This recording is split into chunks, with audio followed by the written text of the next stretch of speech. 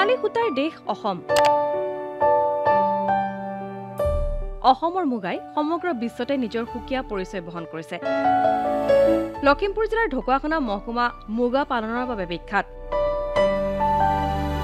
এতিয়া জেঠুৱা মুগা পালনৰ সময়। বাৰিষাৰ আগে আগে মুগাসমূহ তুলি এতিয়া সূতা কটাত ব্যস্ত হৈ পৰিছে খিলামৰা অঞ্চলৰ মহাবল গাঁৱৰ মহিলাসকল। তাঁতৰ শালত এখনৰ পাছত আন এখন মুগা চাদৰ, ৰিহা, মেখেলা বৈ গৈছে কাজি মহিলাসকলে।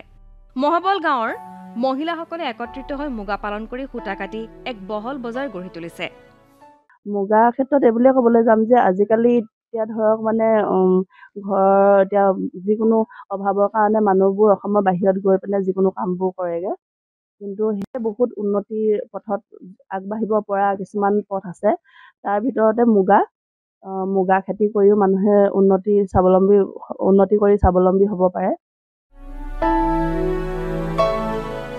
এক পাৰম্পৰিক সংস্কৃতিৰূপে প্ৰতিষ্ঠিত হৈ পৰিছে মুগা পালন আৰু বয়ন। এতিয়া আত্মসহায়ক গোট নাম সূৰুযমুখী। এই আত্মসহায়ক গোটটিও এই উদ্যোগ গঢ়ি বহু মহিলাক স্বাৱলম্বী কৰি তোলাত সক্ষম হৈছে।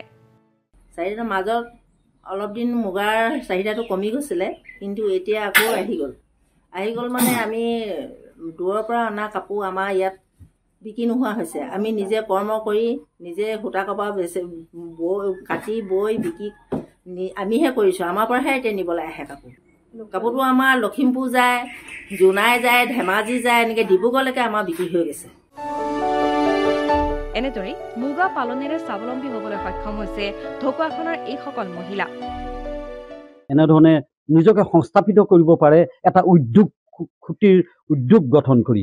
গতিকে এনেধৰণে সকলো সবলীকৰণৰ কাৰণে প্ৰচেষ্টা অব্যাহত ৰাখিছে লখিমপুৰ ঘিলামৰাত। লখিমপুৰৰ পৰা দয়াল কৃষ্ণনাথ, বাতৰি বিভাগ, DD অসম।